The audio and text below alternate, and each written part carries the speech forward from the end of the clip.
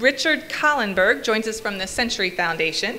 He is a senior fellow at the Century Foundation with expertise in education, civil rights, and equal opportunity. He has been called the intellectual father of the economic integration movement in K-12 schooling, and arguably the nation's chief proponent of class-based affirmative action in higher education admissions.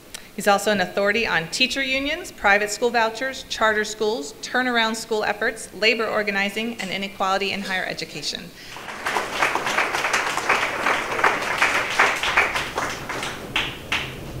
All right, great, thank you. Thank you all. My name is Richard Kahlenberg, and I'm a senior fellow at the Century Foundation. Most of you probably don't know the Century Foundation. We were founded in 1919 by Edward Filene, whose basement some of you may have visited. We are an institution that is trying to address inequality in society, so it's natural that many of us spend a fair amount of time on issues like education, healthcare, and housing. So I want to pick up the story after 1968 and talk a little bit about the ways in which additional walls have been built since then. So we've seen, Michael did a great job of, and others before that, of talking about the racial walls, sometimes literal racial walls that were built, which are horrifying.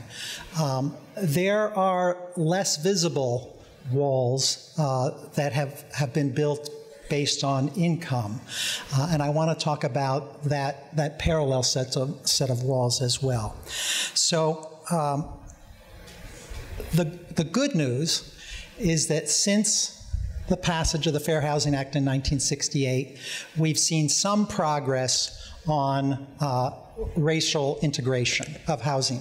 So most of this seems like a pretty sophisticated audience. Most of you probably know the dissimilarity index, in which 100 is apartheid and 0 is perfect integration.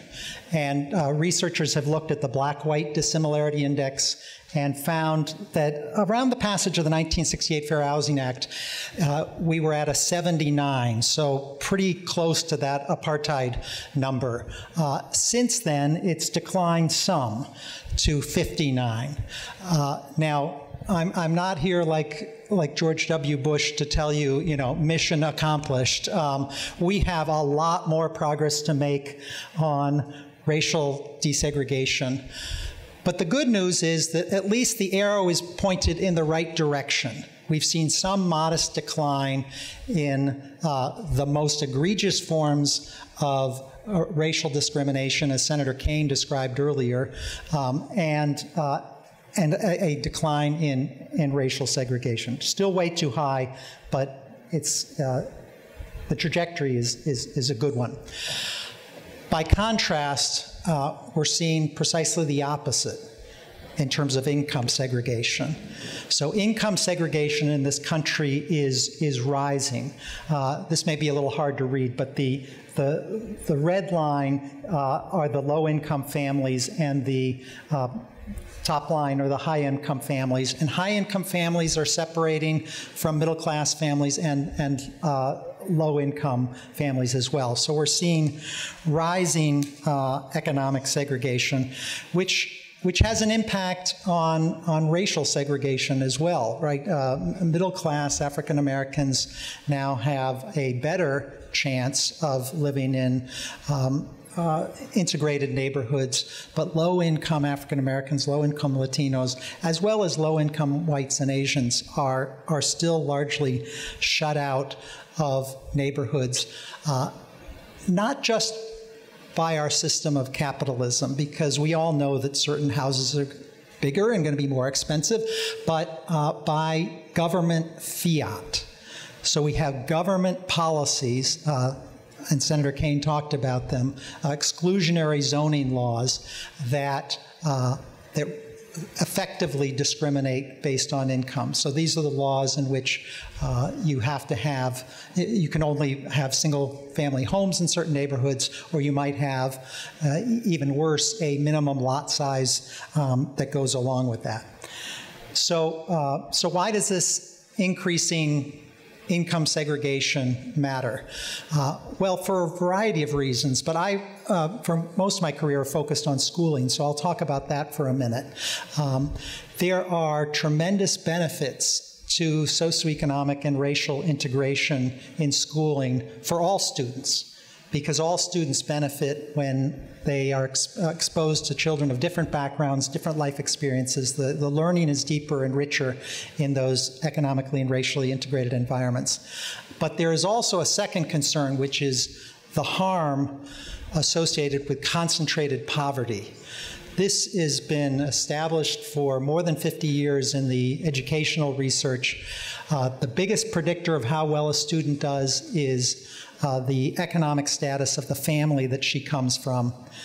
The second biggest predictor is not how much the school spends or even teacher quality, but rather the socioeconomic status of the peers in your school. And this was a really interesting study done by Heather Schwartz at the Rand Corporation, who looked at two strategies in Montgomery County, Maryland, for improving low-income students. So one is an effort to spend extra money in the poorer schools, the schools that have higher concentrations of poverty. They spend about $2,000 extra per pupil. And the other strategy was a housing strategy, an inclusionary zoning strategy where when a builder develops a certain number of units, she sets aside some of those units for low-income and moderate-income families. And because housing is scarce, public housing is scarce in Montgomery County, as it is throughout the country, people basically take whatever they can get. And so when an opening develops, people grab it. As a result, this study was able to look at families and children who were randomly assigned to either public housing units in middle-class neighborhoods because of the inclusionary zoning program, or public housing units in the areas that have higher concentrations of poverty, but where the schools spend more per pupil. So which matters more if you're a low-income student? Well, it turned out, so the green line are the students who got a chance who are in public housing, who live in middle-class neighborhoods, and the red line are the ones who are in higher poverty neighborhoods. And in the first few years, it really didn't matter that much which community you were, which set of schools you were assigned to and which set of neighborhoods you were assigned to. But over time, it became very, very important whether you had that opportunity to live in an economically mixed neighborhood and go to those economically mixed schools. Now, because this was a housing and education intervention, the question became, why were the students doing better? Was it because they had a chance to live in a middle-class neighborhood, or was it because they had a chance to go to a middle-class school? And the researcher found that about 2/3 of the effect was based on the school, 1/3 of the effect was based on neighborhood. So the exclusionary zoning policies are much more widespread than the inclusionary zoning policies, and we see that they are distributed throughout the country, although kind of ironically in some ways, in the Northeast, the liberal Northeast, we have the worst sorts of policies. So you probably all know Richard Rothstein's very powerful book on the history of segregation. This was socially engineered, but when in communities like Louisville, the effort to use racial zoning was struck down by the Supreme Court, communities simply switched to economic zoning. These minimum lot requirements and the like. And so we see this as pervasive and continues to have this impact on economic segregation as well as racial segregation. I asked the question that was the first question for Senator Kaine about income segregation, which is my obsession, as you can see, and he pointed out that in his answers, for those of you who recall, that he said, on the one hand, there are elements of the Fair Housing Act that get at income segregation because there is the opportunity to go after the so-called disparate impact. So when a policy disproportionately hurts a protected class, then you can challenge those policies. But income segregation by itself is not illegal. It continues to be very prevalent. And so what I proposed in a couple of reports is the creation of an economic Fair Housing Act that would be a supplement, not a substitute, but a supplement to the Fair Housing Act of 1968. And in essence would suggest that just as it is shameful for government policy to exclude based on race, so it should be shameful to have government policies that discriminate based on income. The basic notion of zoning is that we want to disallow nuisances. So everyone understands that if you want to ensure that a cement factory is not built next door, that's fine. But in essence, what exclusionary zoning is telling us is that low-income people of moderate income, our fellow human beings who don't make as much money as us are nuisances. They're undesirable. And we took a big step forward when we recognized that type of attitude towards our African American friends and others was wrong and shameful, and it ought to be similarly denounced when we have that income segregation.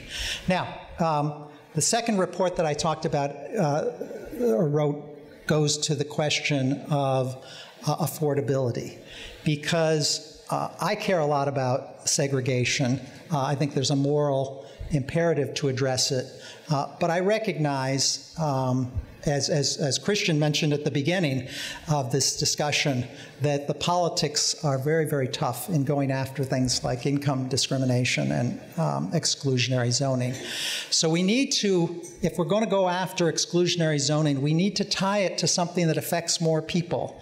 And that's why it's important to note that exclusionary zoning not only segregates us, it also makes housing less affordable. And so this is research from some economists, and what's beautiful about this is that they're economists on the left, economists on the right. They all agree that when government says we are going to limit the supply of housing by saying we can only have single-family homes or you need a minimum lot size, that artificially drives up the price of housing. Now, we're all sitting here racking our brains about ways to promote affordable housing. And yet here we have the government engaging in a set of policies that are exacerbating the affordable housing crisis. So we're now to the point where you can see, according to a recent Harvard study, that there's a dramatic increase in the number of families who can't afford decent housing and have to spend more than, without making themselves bankrupt in other areas, and have to spend half of their income on rent or more than half of their income. So this is a terrible situation, but it also presents a political opportunity, because we're seeing in places like California and Washington State and Massachusetts that millennials who are very upset about the affordability crisis, even middle-class people who they think they've done everything right. I was told I should go to college. I went, and they still can't afford housing. And so, in these three states, we're seeing a movement that ties affordability and the segregation issue to an attack on exclusionary zoning. And And they don't lead with the moral argument that I have been making. They lead with the affordability argument. So it's the rent is too damn high. That's the message in California. It has nothing to do with what's morally right or not. And that has the potential to have an important impact. So the last thing I'll say is just in terms of Arlington, the idea of eliminating exclusionary zoning would be quite threatening to lots of people. But there is a middle ground on this issue, which many of you know about.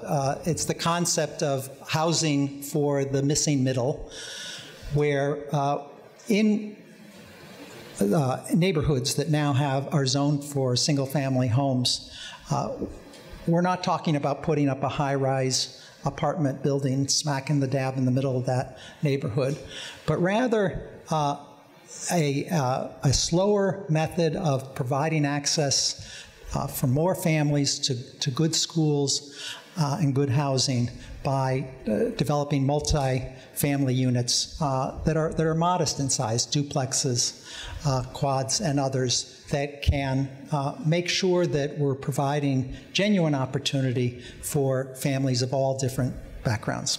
Thank you.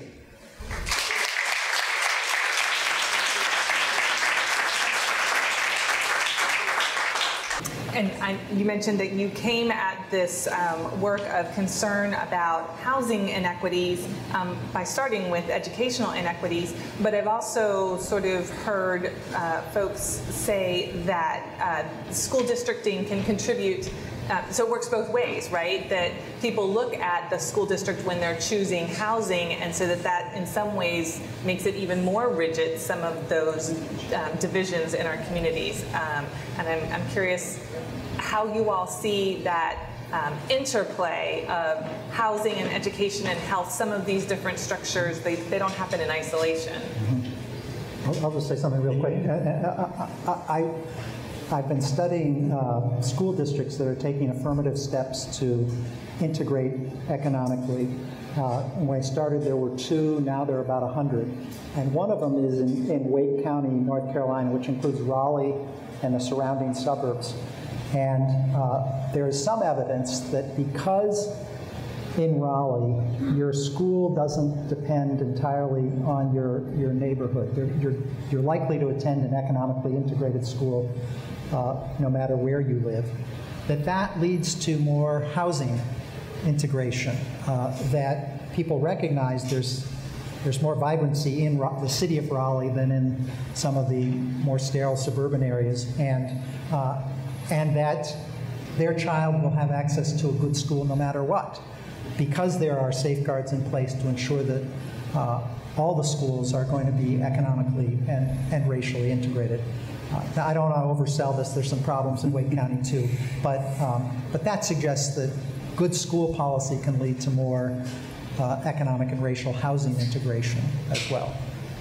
Yeah, and I think what Rick said is really important to be intentional about it, because one advantage that we have in the Mid-Atlantic is that we have a county-based school systems, and so they're much larger than city or even village-based school systems in places like Massachusetts or New Jersey, where the lines of the jurisdictions can actually create the segregation that we're talking about.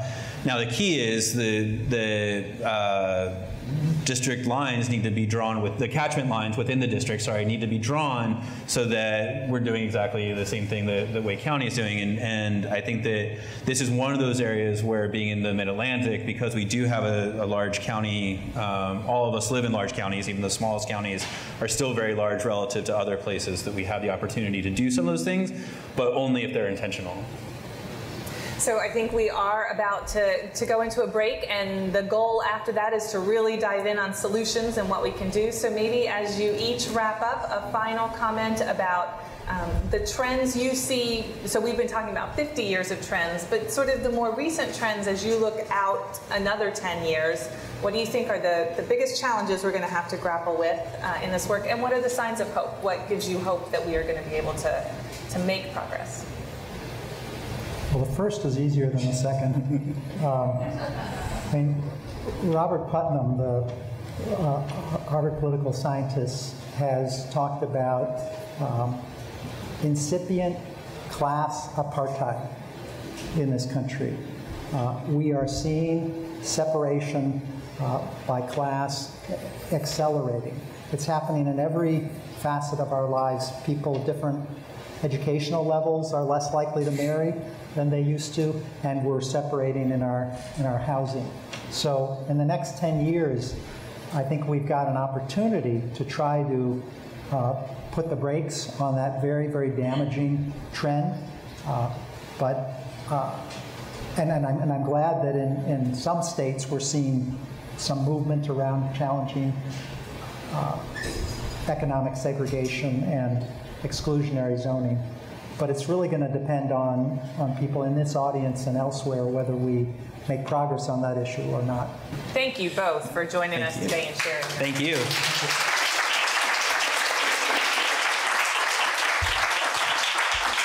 Thank you all.